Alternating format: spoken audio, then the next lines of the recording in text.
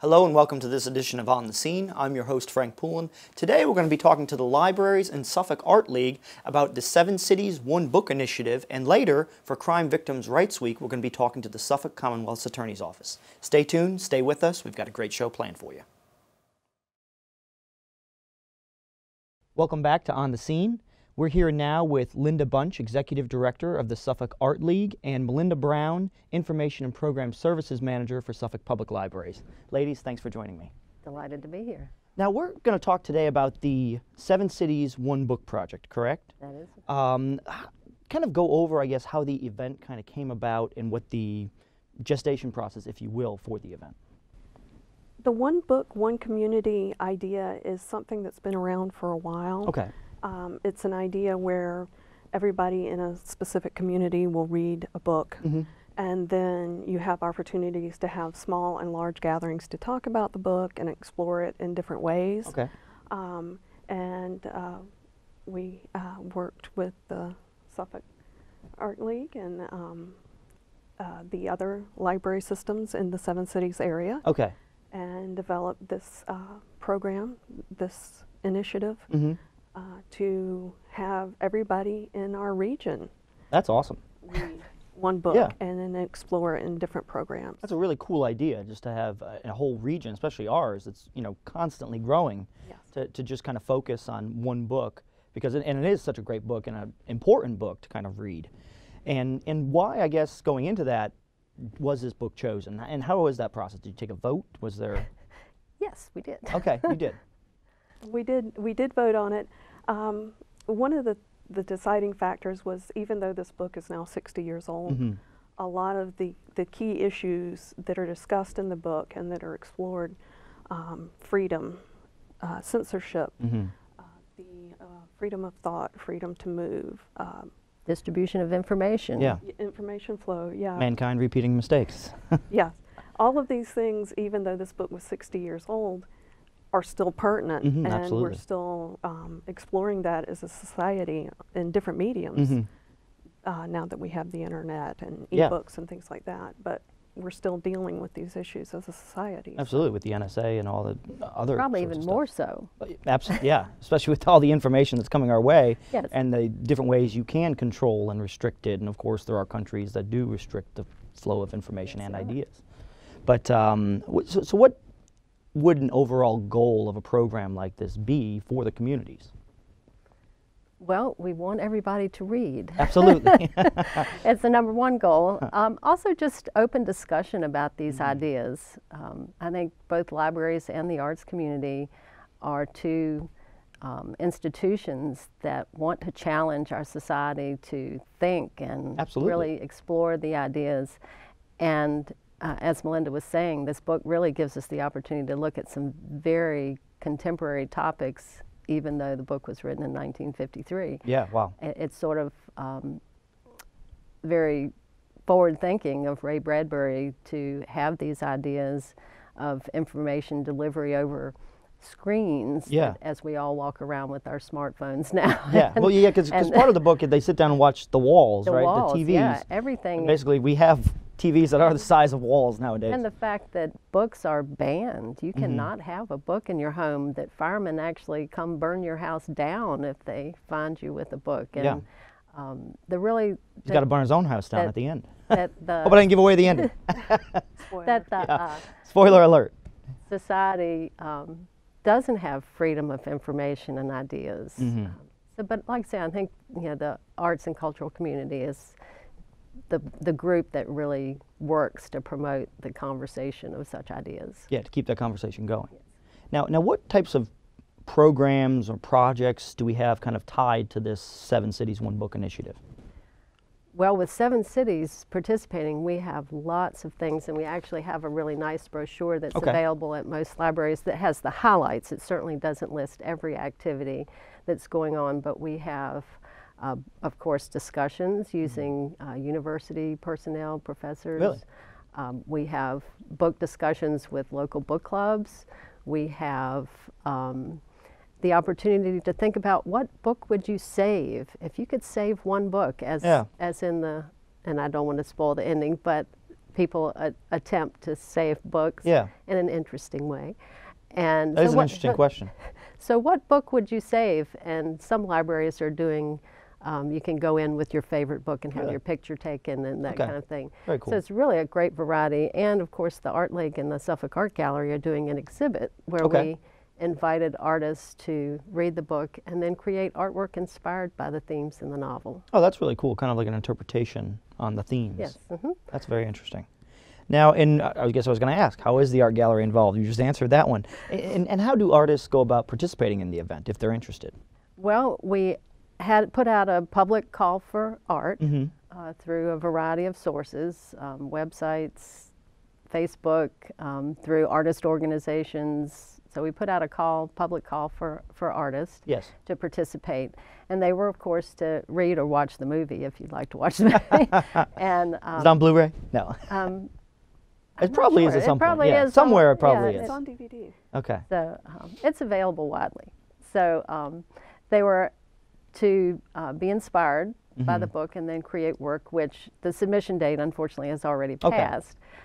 So we have our selection committee reviewed all the work that was submitted and have made the selections, and that show will open on Saturday, April the 18th from 7 to 9 at the Suffolk Gallery. Oh, wow. Very cool. That's excellent. And I was just going to ask, when does the gallery run? And how do people, go about getting involved in this book project? Obviously, they can read. There's probably lots of copies available at the libraries. All of the libraries have copies both to circulate and to give out, Mhm. a limited number to give away. It's available as an ebook. Mm-hmm. The movie is available through downloadable video, Okay. especially through the Suffolk Public Library. The main way, if you want to participate in programs and join in discussions, is go to our Facebook page, and it's Facebook/Seven Cities One Book. Okay. And all of our events will be there. Updates will be posted. You'll see pictures from events maybe that you couldn't make Okay. because it's all over the region, so Mhm. you might not make something that's in Newport News, Yeah. but you'll be able to look at photos and see what's going on. And that brochure you mentioned, does that have a list of the programs and dates, times, and stuff like It that? has the highlights from Okay, each city. got it. Each of the libraries have on their websites a list of all of their programming, and of course, as everything, when something is published, occasionally dates change and That's that right, kind of yeah. thing. So I would advise people to go to the library's website just to Mhm. double check that the date hasn't changed. And in addition to the library programs at the gallery, we're also doing some book-related workshops, some Really? art workshops. So we have an altered book workshop with Nikki Webb, who teaches at Old Dominion. Okay. We have for teenagers a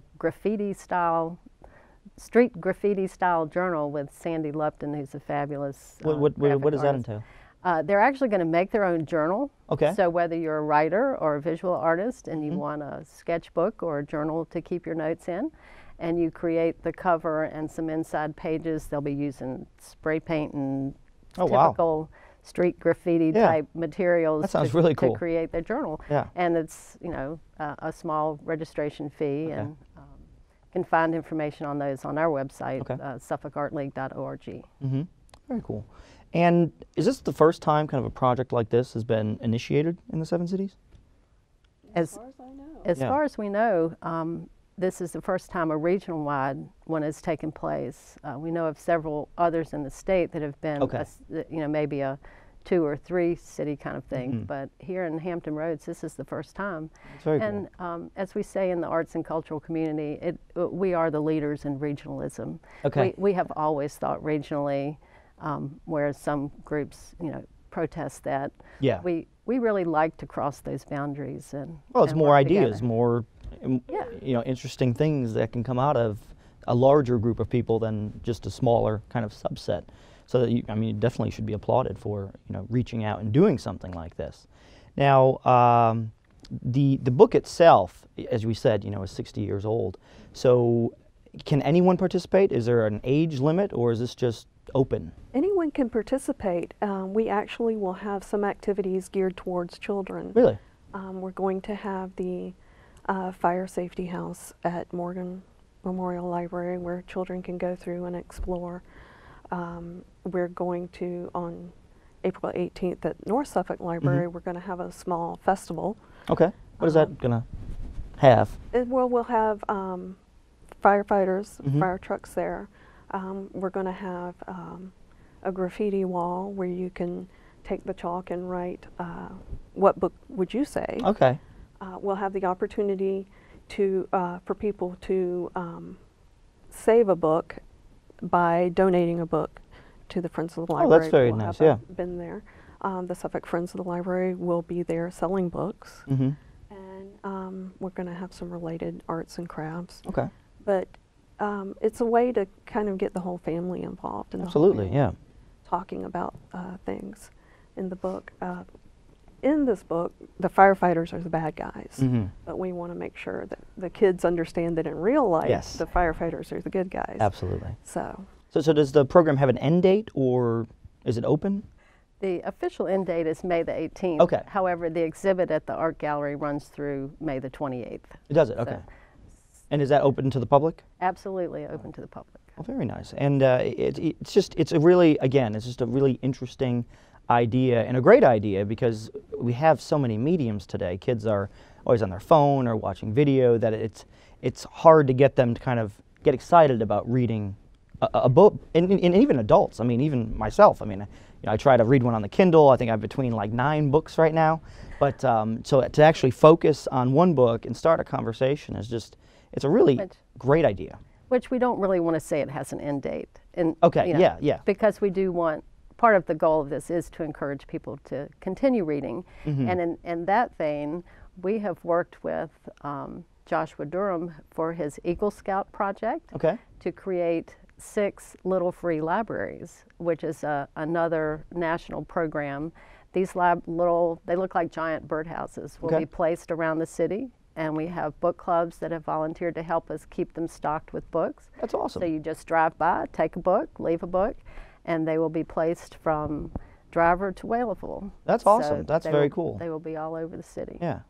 Well, it sounds like you ladies definitely have some great ideas and some great programs for this 7 Cities, 1 Book initiative. And thank you so much for joining us. Is there anything else you'd like to add? Just everybody read Fahrenheit 451 That's right. and pick up a brochure and participate in one of the programs, because there are some fabulous things going on. Absolutely. Well, thank you so much for joining me. And thank you for joining us. And make sure you stop by your local library and pick up a copy of Fahrenheit 451 and definitely get involved and get engaged. We'll be right back. Welcome back to On the Scene. We're joined now by Suffolk's Commonwealth's Attorney, C. Phillips Bill Ferguson. Thanks for being with us today. Thank you, Tim. Glad to be with you. Thank you. And of course, let's kick it off and talk about how long have you been Suffolk's Commonwealth's Attorney, and kind of what are some of the roles of your office? I mean, people may know you, recognize the name certainly, but what does your office do? And again, your duration here as well. I've been Commonwealth's Attorney since January 1 of 1978.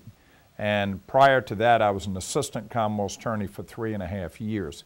So I've spent my entire legal career basically doing this kind of work. The office itself is responsible for prosecuting felony criminal cases.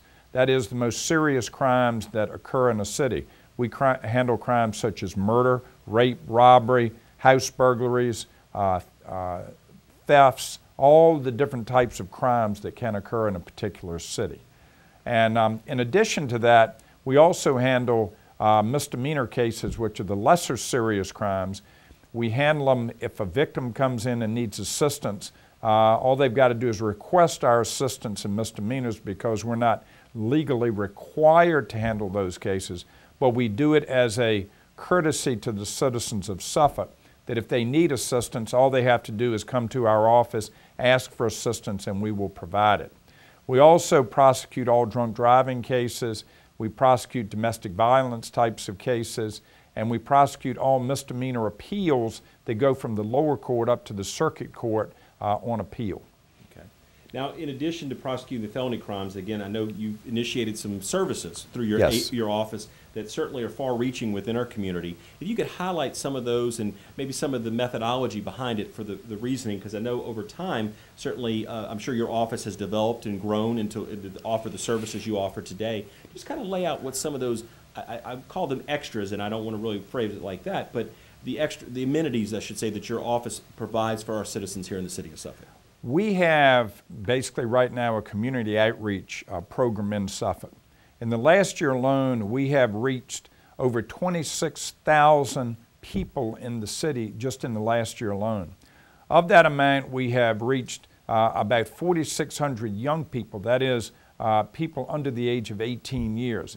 And a lot of times it's very important to try to educate the young people and to try to help prevent crimes. One of the things that I've tried to do, and I believe very strongly, obviously we're responsible and we do prosecute criminal cases, but I also believe that if you educate people and try to prevent crimes from occurring in the first instance, then you can have a more positive impact on your community. Because every crime that is prevented is a crime that, number one, does not occur, and number two, is a situation where you don't have a victim of a crime. Correct. So I think prevention and education is very, very important in addition to the prosecution function that we do.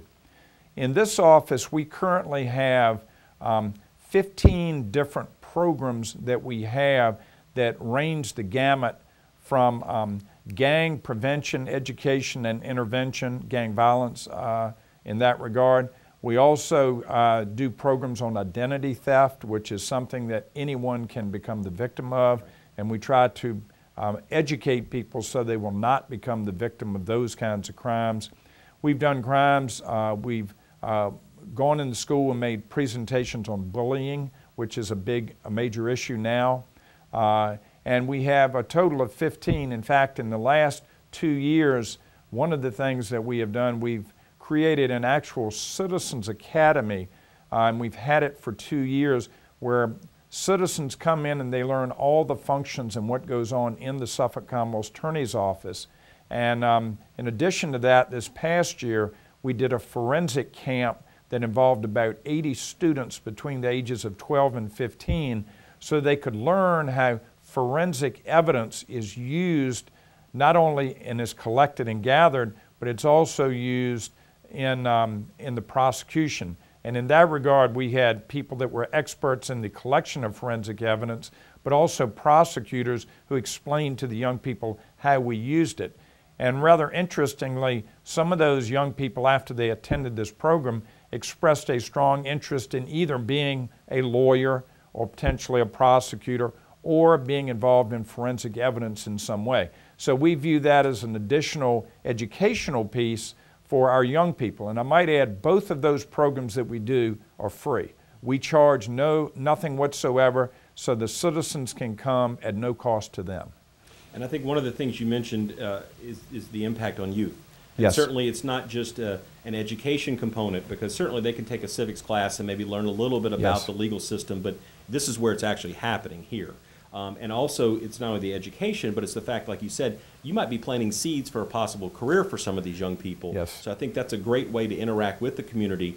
But the philosophy as far as dealing with the young people, you know, like you said, you want to educate them early on sort of what the process is, and like you said, prevent crimes if at all possible, because that helps kind of not burden the court system with more cases involving youth, but also, again, help the residents so they're not having to deal with possible crimes that are related, correct? Absolutely. And in that regard, we have several things. We bring in literally hundreds of students every year into the court system. We let them come in and we talk to them a little bit before they actually go into the courtrooms themselves. Right. But they get to actually see criminal cases being tried. They get to see people that have been engaged in criminal conduct and what happens to them. So they get to see what occurs right. for someone who does engage in criminal behavior and the consequences of those actions. I think that's a lot better than some of the things one may see on TV, some of which may be accurate, some of which may not. Correct. But we try to bring reality to these young people, with our goal being to try to help them better understand what the laws are, to better understand what consequences can occur if one were to engage in criminal misconduct. Sure. And in addition to that, our real goal is to try to prevent crimes from occurring. So again, it's a combination of education and prevention, which we take very strongly, and we feel is just as much a component of what we ought to be doing as the actual prosecution of the cases. Well, you mentioned, you know, the fact that maybe they see something on TV and think, well, life doesn't happen in 30 minutes in an hour, that's for sure. But also I think it's got to definitely be an eye-opening experience to see the law in action, so to speak. You know, the prosecution of these cases and the fact that these are real people who have committed real crimes and who are facing real consequences as a result, correct? That is correct. And in fact, that's what we want them to see. You know, sometimes on TV, be they gangs, be the other things, it can look to some a bit glamorous. Well, there's nothing glamorous about it. The reality is ultimately, particularly in gang-related actions, if one gets involved with those types of activities, they're going to end up in one of three places. They're going to either end up getting seriously hurt, they're going to end up getting killed, or they're going to end up in jail for a long period of time. And we try to stress to the young people that, and in fact, one of the things we do as a part of that, every year we go into all of the Suffolk Public Schools and we actually make a presentation on gangs and the realities of what will occur if one engages in that kind of behavior. And we are able to reach every middle and high school student in the city of Suffolk every year. So just the other day we went and we dealt with 165 students in one day. And so this is the kind of thing from a prevention standpoint that is really helpful, because we can prosecute the gang leaders, but if they're recruiting young people, then they have an endless pipeline of young people. Our view and what we're trying to do is certainly prosecute and take the gang leaders out, but at the same time cut off their supply of new blood, for lack of a better way to put it, or new youth or new young people to bring in. And in order to do that, you have to educate the young people so they understand the realities of what will occur if you become involved in that kind of activity. Indeed. And of course, unfortunately, when we talk about crime, there's a perpetrator and there's always a victim. Correct. And that's certainly a aspect of the situation that your office focuses on with the Victim Witness Unit. If you could talk a little bit about that role, what that unit is, and sort of the role that it plays within your office. Yes. In Suffolk, we instituted our first Victim Witness Assistance Program back in 1983. At that time, there were actually very few jurisdictions that had victim witness programs, but it was clear to me, and this was not too long after I'd come into office, it became obvious to me that crime victims, they had been victimized once, and they did not need to be victimized again by the criminal justice system. They needed to be informed and educated, and they needed to have an experience that caused them as least difficulty as is humanly possible. And so we initiated it then. We had a part-time victim witness director who was also an investigator at that time. Eventually, it became obvious we needed a full-time director, which we have. And now we have 4 people in our victim witness unit, a director, 2 assistant directors, and basically a program assistant. And as a result of that, we deal with hundreds of victims and witnesses every year, but they are provided with all of the things that they are entitled to and should be entitled to as victims, because what you don't want to do is have someone who's been victimized once and now they get victimized a second time. Correct. And I believe we're going to take a short commercial break. We're going to come back with the director of that unit for you, Diane Bryant. So I have her returning after the break, but I want to thank you again for your time with us today and letting us know again what's happening with the Suffolk Commonwealth Attorney's Office, certainly you know, all the different facets of your department, your division over here, and all the great work you're doing within the community. Tim, thank you very much. I appreciate the opportunity to be with you. Okay, and again, we'll have more on the scene when we return.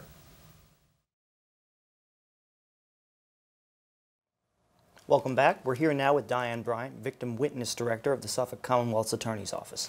Diane, thanks for joining me. Thank you. Now, we kind of already went over a little bit about what the office does. Now, how does your team, when someone is the victim of a crime, how do they kind of reach out to the victim? Do they contact you? How does that work? For our program, victims and witnesses of crime can reach us in a number of ways. Okay. The primary way that we have contact with victims and witnesses is through contact of letters. Once a victim becomes a victim of a crime and reports that crime to the Suffolk Police Department, when a defendant is arrested and charged for whatever that offense may be, then the Commonwealth Attorney's Office gets a case report outlining the facts of the case and the witnesses and victims that are involved. Victim witness takes that opportunity to send information to those victims about our program and the services that we can provide to them. And then secondarily, we follow up with a phone call introducing ourselves and basically preparing them for the criminal justice process. And it is a process, and a lot of people, once they become a victim or a witness, they know what they know from television. And so how do you kind of help them through navigating the process that is probably quite different from television, correct? It is sometimes quite different. Some of the reality shows are pretty realistic.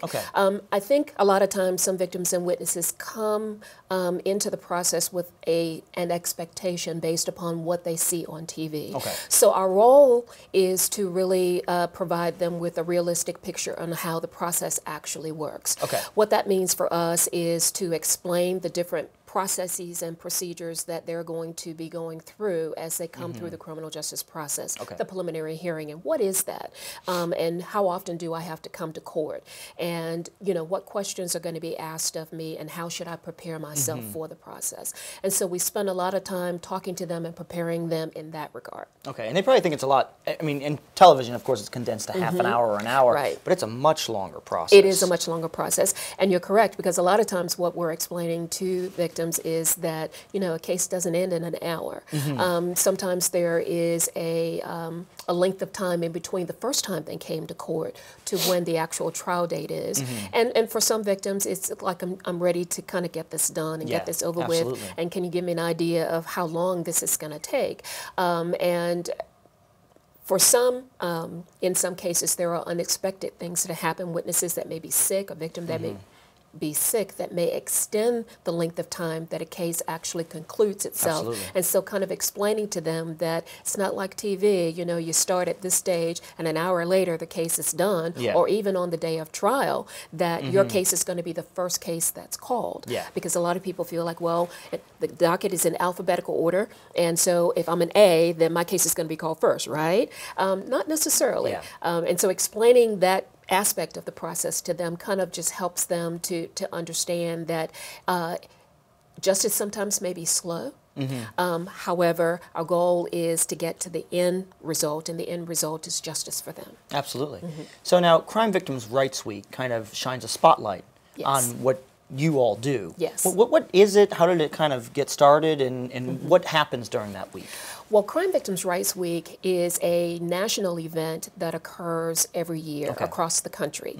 And I don't recall specifically when it began, but I began doing this work here in Suffolk in 1987, and I know that there has been a Crime Victims' Rights Week since that time. And the purpose of the week is to really draw attention to the fact of victims and crime victimization and those agencies and programs that provide services to them. It is an opportunity for us to have the community to recognize that there are members of our community who unfortunately become the victim of a crime, and that these are individuals that have rights and services, and that there are agencies out there that can provide assistance to them, and that we as a community need to support victims and their families as they go through this process. And so the week kind of draws attention to that aspect. And is there, so what type of special events, or do you spotlight like a victim's Bill of Rights or anything like that? Well, we try to highlight different things every year, but for this year in particular, the spotlight is on the Crime Victims Bill of Rights, because in Virginia, Virginia is celebrating the 20th year of having a Bill of Rights, which basically are rights that crime victims have within the state. Certainly before 1995, which is when this Bill of Rights was enacted, crime victims would come through the criminal justice process, and a lot of them always felt that they didn't have any rights because, of course, under the law, defendants have specific rights when they enter into the criminal justice systems, and victims didn't always feel that they were participants in the process. There was not always services available to them, people that they can call for assistance, people that they could ask questions of in terms of how does the process work, absolutely. and where do I go and what do I do? And that's part of the reason why the establishment of this Bill of Rights was established here in Virginia, to basically make it an equal playing field for all victims of crime across the state.